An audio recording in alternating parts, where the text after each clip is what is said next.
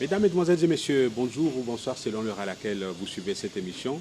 Liberté d'opinion, c'est votre magazine de prédilection qui est une production de l'agence et du groupe de presse LD Multimédia. Aujourd'hui, nous avons voulu, dans le souci de diversifier les questions qui préoccupent les Congolaises et Congolais, inviter un expert dans le secteur agricole en la personne de M. Pierre Boukassa Katambayi, qui se trouve être président de l'Union nationale des agriculteurs du Congo. Il est par-dessus tout opérateur économique du secteur agricole, comme l'avons dit. Avec lui, nous allons essayer un peu de voir quelle place occupe l'agriculture en République démocratique du Congo. Nous ferons un petit pas en arrière pour voir ce que l'agriculture a constitué comme priorité ou non dans le passé récent, aujourd'hui, et nous ferons également des projections pour l'avenir. Monsieur Pierre Boukassa Katambayi, bonjour. Bonjour. Merci de cet honneur que vous nous faites en répondant à notre invitation dans ce beau cadre du Marinel. C'est pour parler de l'agriculture en République démocratique du Congo en nous posant la question, quel budget? Quel budget? Alors, parlons d'abord du passé récent. Vous êtes dans le secteur depuis plusieurs décennies. Vous faites, bien entendu, la Chine et d'autres pays asiatiques de manière régulière. Vous investissez dans le secteur agricole. Pensez-vous que jusqu'ici, un pas a été franchi en termes d'investissement dans le secteur agricole? Merci mon cher frère. J'ose croire qu'il faut qu'on se dise la vérité tout en essayant d'améliorer les jours à venir. Jusqu'à présent, le Congo était la traîne pour le secteur agricole. Vous savez, j'ai l'occasion de représenter le Congo au niveau du commissariat pour le secteur privé, dans ce qui concerne les semences. Je peux vous assurer que sur les 22 pays, le Congo est un des rares pays qui n'a pas honoré ses engagements vis-à-vis des accords de Maputo et de Gaborone, où les chefs de l'État s'étaient dit qu'on ne peut pas avoir un pays de commissariat avec un budget moins de 10% de son budget réservé au secteur agricole. Tout ce que nous avons eu à passer ces années dernières n'ont jamais dépassé 2%, 1,3, 1,2, 1,5 maximum. Et encore, les 1,3 de notre budget pour le secteur agricole, mais jamais ça n'a été décaissé. D'où parler de l'agriculture ou du secteur agricole des années passées, c'est juste nous dire, oublions le mal, essayons de voir comment améliorer. Mais vous avez été là, vous avez représenté le Congo. Est-ce que vous avez formulé de propositions, de recommandations à l'endroit du gouvernement pour que cela soit intégré dans le programme, bien entendu, vous savez, on a formulé, de relance agricole? On a formulé, on a écrit, on a fait même des marches. Le Congo, mon frère, c'est un pays où, si nous tenons compte des discours, nous tenons compte des écrits, le Congo devrait être vraiment développé. Voyez l'époque du président Mobutu. Mais qu'est-ce qu'il n'avait pas dit? Qu'est-ce qu'on n'avait pas fait?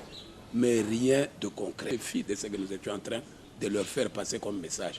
Nous ne pouvons pas être à la tête, même sur le plan alimentaire, alors que le Congo, nous ne cessons de le répéter, peut nourrir 5 fois le monde entier. 5 fois, mon cher frère.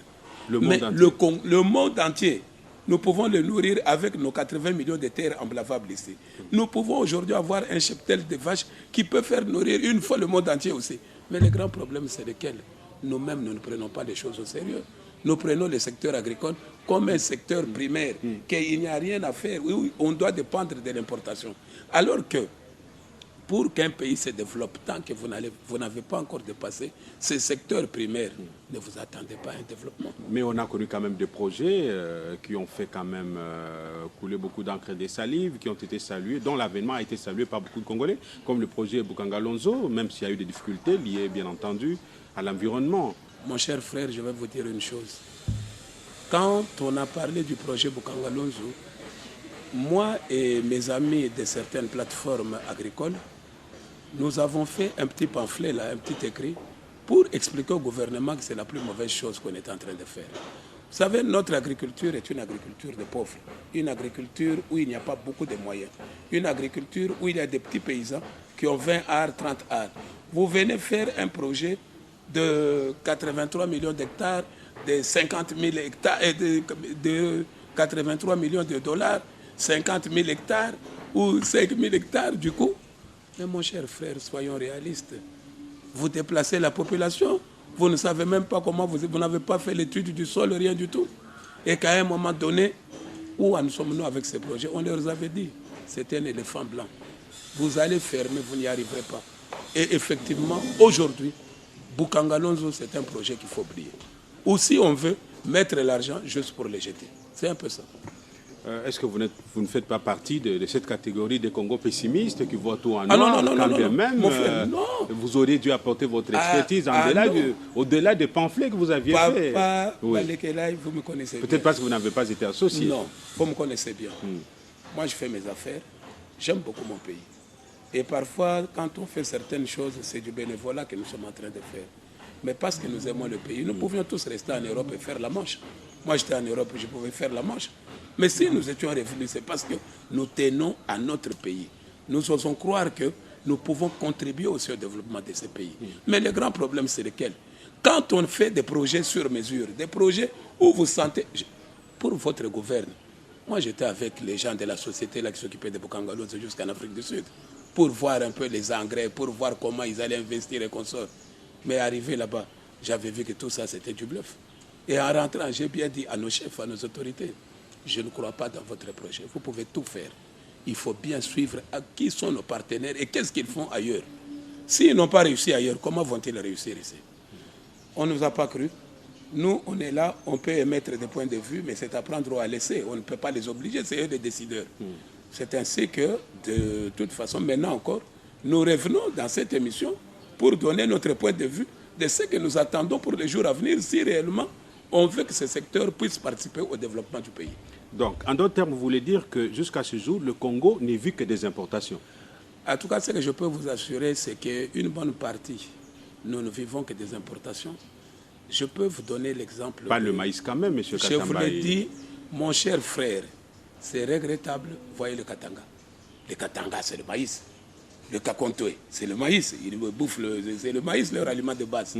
Mais quand la Zambie, le Kasaï, quand la Zambie ferme ses frontières, allez voir comment au Katanga on souffre. En ce moment, demandez à la population du Katanga combien coûte un sac de 25 kg de maïs.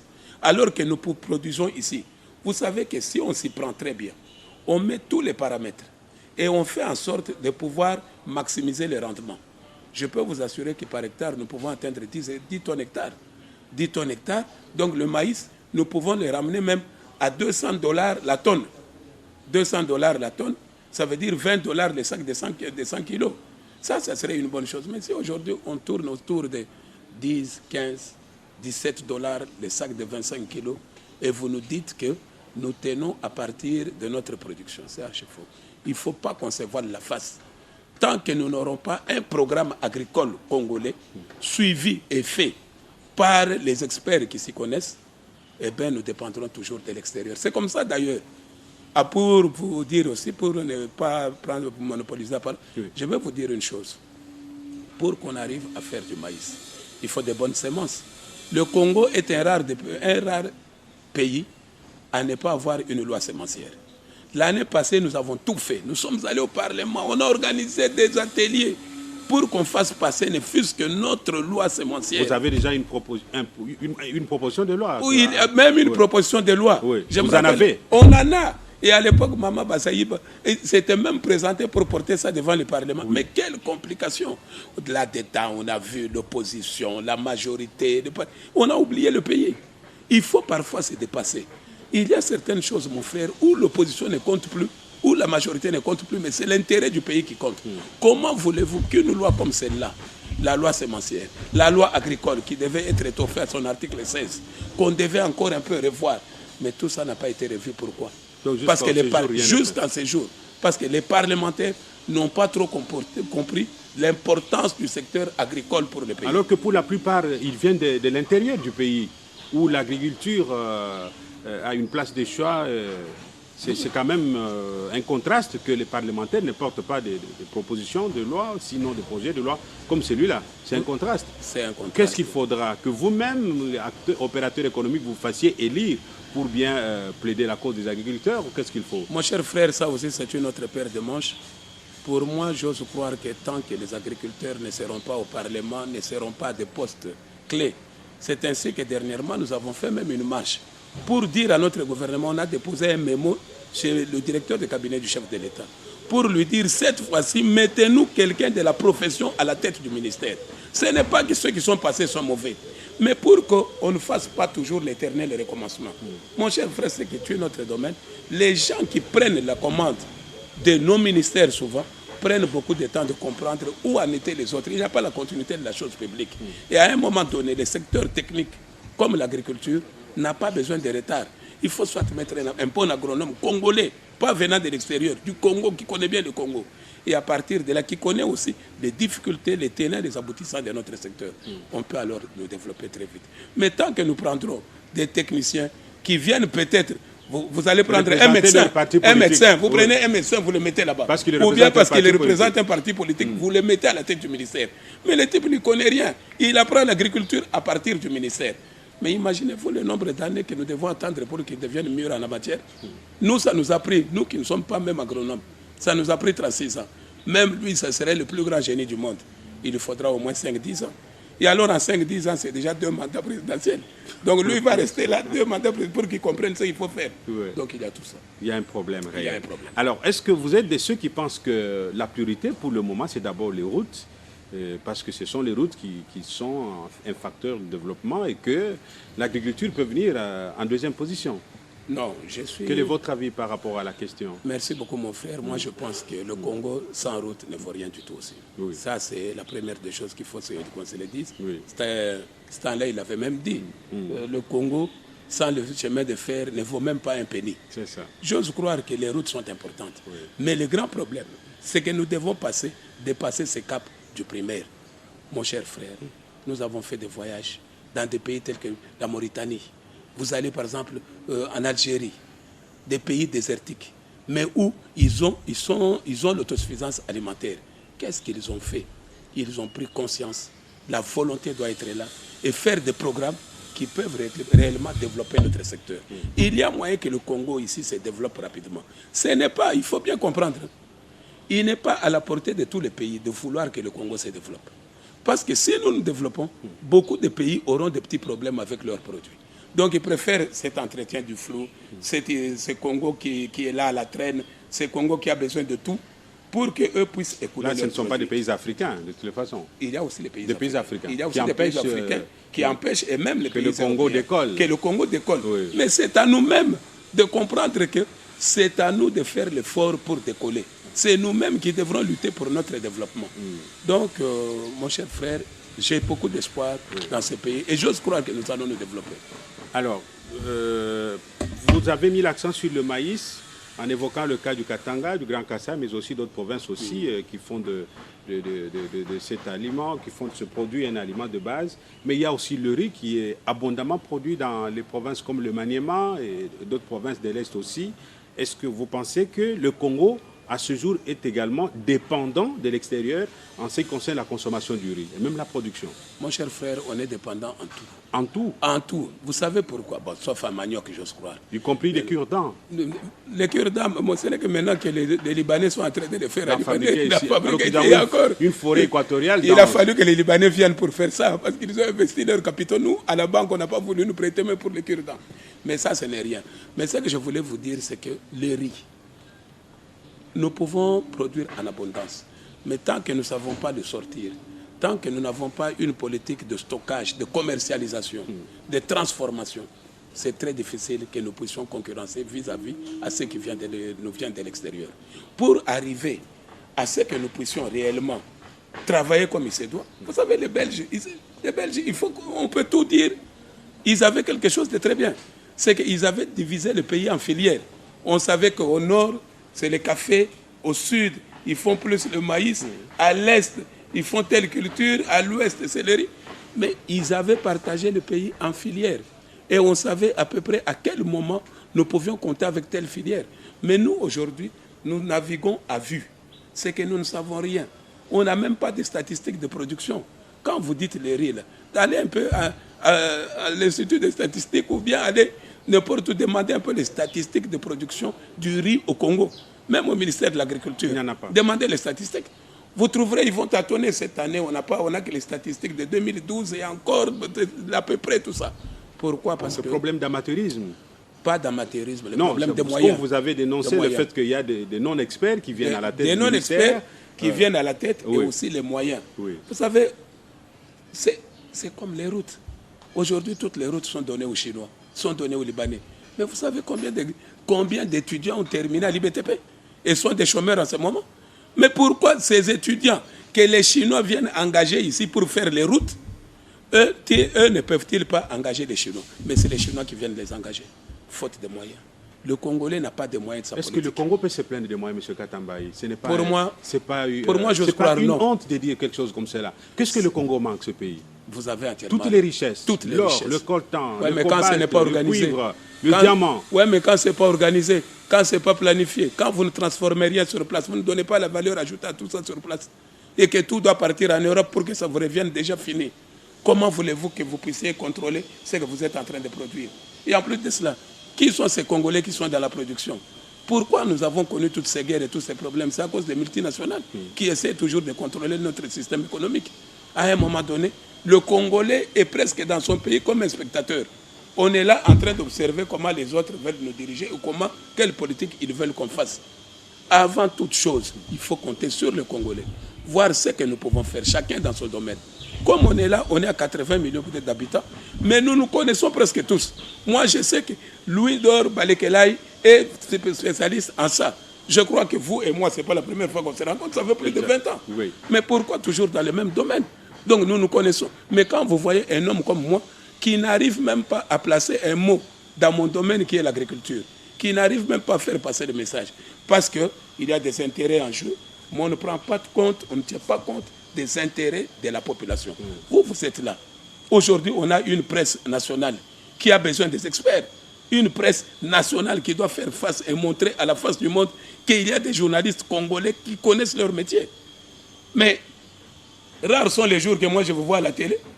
C'est tout le temps des nouvelles figures, des amateurs qui viennent apprendre. Mais que nous devons attendre, mon cher frère. Combien d'années le Congo attendra-t-il? Depuis 1960, on n'est qu'à l'attente. Merci. Vous comprenez? On a besoin de votre expertise, de notre expertise, pour que nous puissions tous construire ce pays. On n'a pas un problème, surtout qui tue ce pays, le problème du tribalisme. Oh non, maintenant c'est l'époque de ceux qui parlent Swahili, c'est l'époque de ceux qui parlent Chiluba, c'est l'époque de ceux qui parlent... Non, on a besoin, c'est l'époque des changements de mentalité, de compétences. C'est comme ça que nous osons croire qu'en ce moment, nous soutenons l'actuel président, tout en espérant qu'il comprendra très bien ce que nous voulons pour notre domaine agricole. Les restes de politique, là, des partis, c'est leur histoire. Nous, c'est sur le plan professionnel. D'accord, parce que vous avez parlé de l'actuel président, à moins que je me trompe, dans la présentation de son programme de 100 jours, visiblement, il aurait affecté 700 000 $ à l'agriculture. Monsieur Pierre Boukassa Tambayi, si vous étiez aujourd'hui à la tête du ministère de l'Agriculture, avec un tel montant, par où commenceriez-vous? Merci beaucoup. D'abord, je vais vous dire une chose. C'est toujours bien qu'il ait pensé au secteur agricole en affectant quelque chose. Mais quand vous voyez sur 34 millions, nous affectons 700 000 $ au secteur agricole, j'ose croire que c'est une goutte d'eau. Mais ce n'est que le début, parce que notre budget n'est pas encore voté. Ça, c'est un programme d'urgence. Peut-être qu'il a voulu qu'on arrive à désaffecter certains coins. Peut-être que c'était pour l'évacuation. Peut-être que c'était pour la transformation, la conservation de ce que nous avons. Ou bien pour lutter peut-être contre cette chenille légionnaire que nous connaissons dans le pays, que les autres ont lutté avec 100 millions. Peut-être qu'on allait... Il faut voir quelles sont les priorités en ce moment du ministère de l'Agriculture. Nous sommes de l'extérieur. Nous voyons ce qui est en train de se passer. Et nous osons croire que lors de son investiture, il a dit quelque chose pour le secteur agricole, que ça sera une priorité des priorités. Mais attention, le président Mobutu a dit la même chose. Le président Laurent l'a fait, Joseph aussi l'a fait, maintenant c'est lui. On va voir si réellement ça sera du concret. Alors, si vous étiez demandé quand même de lui faire des propositions pour le quinquennat qui vient, qu'est-ce que le président Félix Tshisekedi ferait pour que l'agriculture retrouve réellement ses lettres de noblesse en République démocratique du Congo? La première des choses, je mettrai les hommes qu'il faut à leur place. Ça, c'est la première des choses parce que nous ne pouvons pas parler du secteur agricole sans parler des hommes. Donc il faut qu'on mette les hommes qu'il faut à leur place sans tenir compte des accointances tribaux, ethniques, politiques et consorts. Ça, c'est la première des choses. La deuxième chose, je ferai en sorte de diligenter rapidement qu'il y ait une cartographie agricole du pays pour soutenir les zones réservées à l'agriculture. Parce que regardez par exemple, le moment où nous parlons ici, il y a des échauffourées en Djili. Encore une fois, entre les soi-disant chefs coutumiers et les maraîchers qui sont en train de s'arracher des terrains.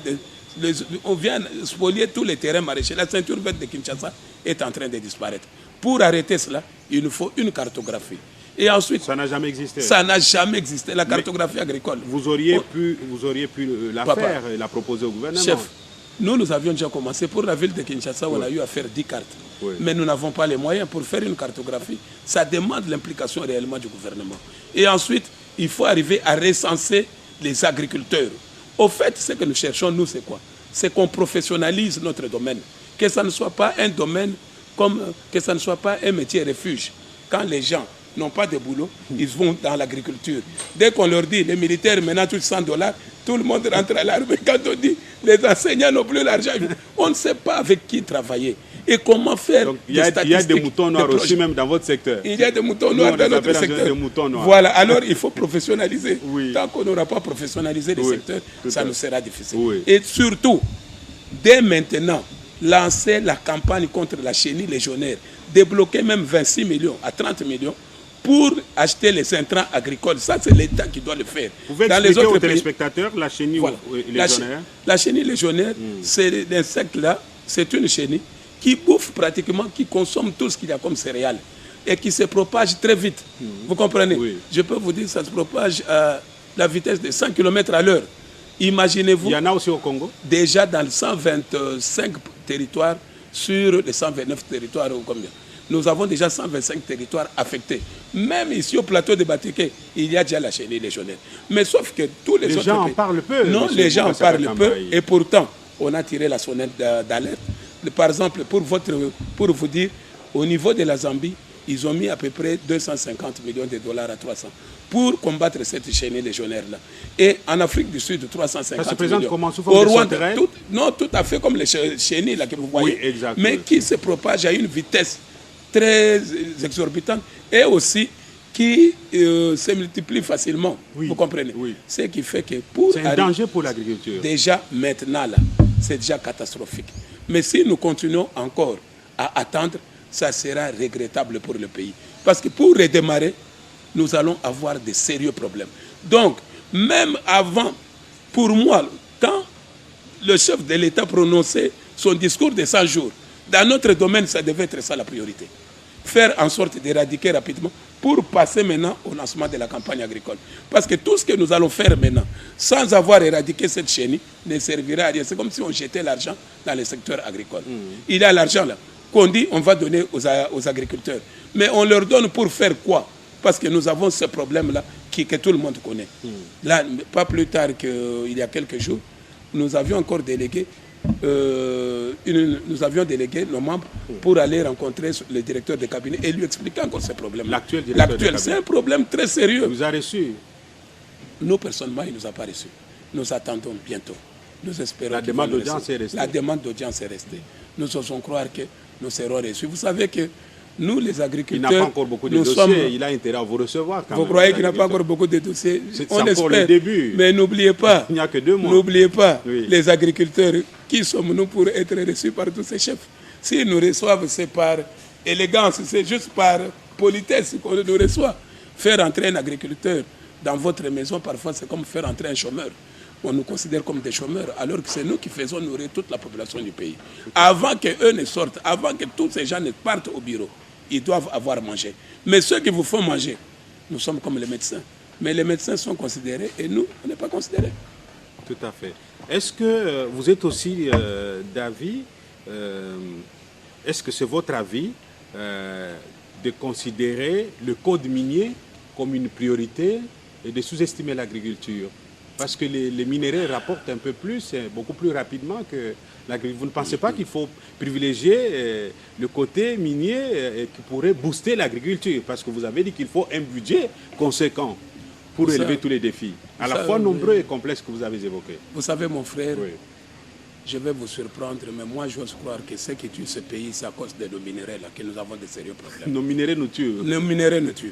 Et nos minéraux qui ne profitent même pas à la population. Quand vous imaginez que nous avons un budget, jusque-là, aux dernières nouvelles, nous étions à 7 milliards. Et encore 7 milliards, vous étiez parlementaire. Je crois 5 milliards, on n'est même pas dépassé 5 milliards. Quand vous avez non, j'ai travaillé au Parlement.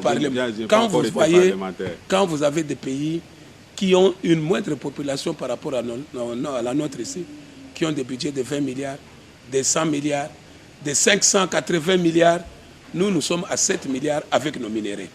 Si nos minéraux ne nous ont pas profité pendant toutes ces années, pourquoi ne pourrions-nous pas changer notre cheval de bataille? Essayer de donner un peu priorité à l'agriculture, tout en n'abandonnant pas les minéraux. Parce qu'on le veuille ou pas, moi j'ai essayé de faire un peu de calcul. Je vois, c'est que par exemple, prenez l'amiba avec les diamants. Est-ce que vous savez combien de millions ça donnait? Ça ne donnait pas des milliards, c'était des millions au budget du Congo. Vous essayez de voir même le cuivre du Katanga. Vous verrez que sur les 7 milliards, peut-être c'était 3 milliards. Mais si on avait mis l'accent sur l'agriculture, on serait à plus de 20, 30, 50 milliards. Rien qu'en faisant une bonne agriculture permettant à ce que nous ayons l'autosuffisance alimentaire et que nous puissions exporter l'excédent. Nous pouvons arriver à beaucoup de choses. Mais le problème, ça dépend de la politique d'un chacun. D'autres croient que les minéraux, c'est plus facile et il y a des investisseurs qui viennent avec l'argent cash, alors que dans le secteur agricole, il faut que l'État lui-même mette parce qu'il n'y a pas beaucoup qui se bousculent là-dedans. Entre financer les nationaux et accéder aux investissements étrangers pour booster l'agriculture, quoi choisiriez-vous? Je vais vous dire une chose, je ne connais pas un seul pays au monde où ce sont les étrangers qui ont développé le pays. Même la Chine, qu'on le veuille ou pas, avant que la Chine, que les Européens partent à Chine, c'est parce que les Chinois étaient déjà à un certain niveau. Vous allez en Israël, vous allez même en France. C'est vrai qu'on parlera, on vous dira que les Italiens sont beaucoup intervenus en France, les Espagnols, les consorts. Mais ce sont d'abord les Français eux-mêmes, la volonté des Français. Si vous voulez aujourd'hui développer votre pays, aider à ce qu'il y ait une certaine classe moyenne aussi qui se développe. Et cette classe moyenne, c'est la classe des agriculteurs, des paysans, partout au monde. 1789 en France, pourquoi ça a eu lieu? Les ouvriers et les paysans. Ce n'étaient pas tous ces gens. C'était une lutte des classes. Comme nous ici, nous avons notre problème. Il faut que les gens comprennent que l'agriculture doit être une priorité et on doit faciliter à l'accès sur le marché des produits agricoles congolais. À ce moment-là, si nous le faisons selon les normes, avec les moyens qu'il faut.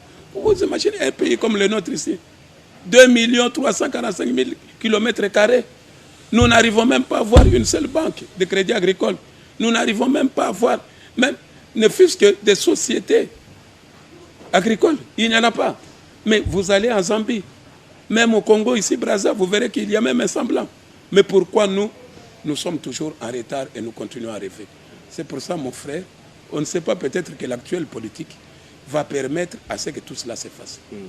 Donc vous pensez que du côté des agriculteurs eux-mêmes, il n'y a pas de défi à relever? Vous avez beaucoup plus regardé vers le gouvernement? Non, du côté des agriculteurs, il y a des défis. Je vous ai dit la professionnalisation du secteur. Oui. Ça veut dire qu'il faut que nous prenions conscience qu'on peut vivre de son métier. Parce que beaucoup d'agriculteurs ne croient même pas à ce qu'ils sont en train de faire. Vous produisez parce que le Congolais produit mal, le Congolais vend mal, le Congolais conserve très mal. Tout ça fait que nous perdons confiance en notre métier. Et surtout, comme nous n'avons pas accès au crédit, c'est très difficile que nous prenions conscience. Imaginez-vous, depuis 1960, nous travaillons sur fonds propres. Nous ne travaillons pas avec... Allez, je vous donne un petit exemple. En Zambie, quand vous produisez le maïs, graines, vous ne pouvez pas les vendre. C'est la réserve stratégique du pays qui achète ce maïs-là et qui donne directement l'argent pour que les agriculteurs tournent facilement. Au moment où il y a la campagne agricole, il y a l'Union nationale des agriculteurs zambiens qui est derrière pour financer les intrants et pour les aider à avoir à de bons prix et continuer. Vous comprenez que là, on professionnalise les gens. Mais chez nous, ici, même pour la vente, on sait que maintenant, il y a un mercurial qui définit tel produit à tel prix. Mais chez nous, c'est en fonction de ses besoins. Je produis mon maïs, mes enfants n'ont pas accès aux soins, qu'est-ce que je fais? Je trouve le maïs à 20 000 francs sur le marché, mais moi je vends à 10 000 francs pour avoir vite l'argent. Alors que ça ne devrait pas être ça. Il faudrait qu'on arrive à fixer les prix, qu'on sache réellement et que l'État ne soit pas lui-même juge et parti.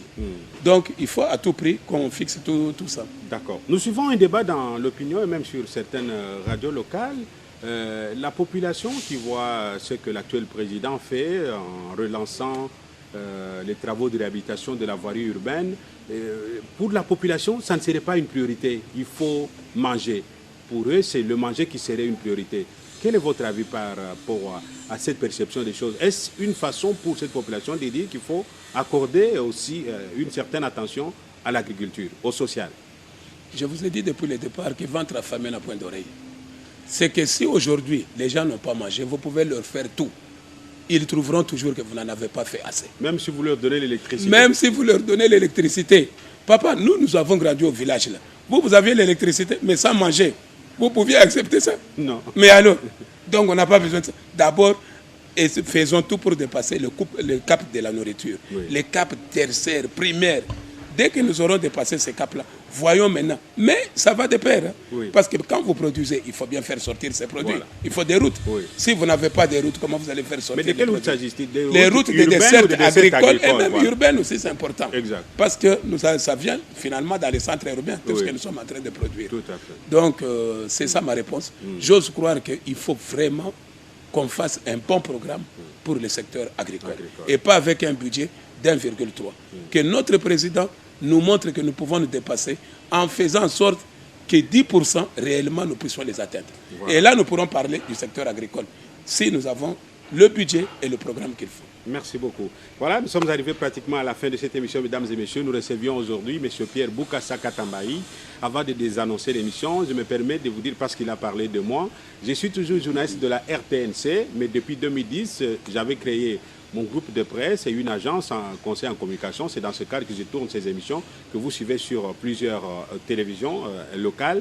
Mais je suis toujours de la télévision nationale congolaise parce que j'ai été candidat à la députation nationale. J'avais sollicité une mise en disponibilité qui court encore jusqu'au moment où la mesure de suspension des mouvements du personnel aura été levée pour pouvoir me revoir sur la chaîne nationale. Donc, il fallait cette mise au point là parce que beaucoup de gens se sont posés des questions en voyant ces émissions sur d'autres chaînes que la RTNC. Mais merci à vous, M. Pierre Bokassa Katambayi, de nous avoir donné l'occasion de parler d'un sujet que beaucoup de gens ont l'habitude d'élaguer. L'agriculture, sa place en République démocratique du Congo, dans le programme du gouvernement et le budget qu'il faut pour pouvoir booster ce secteur. Merci de votre contribution.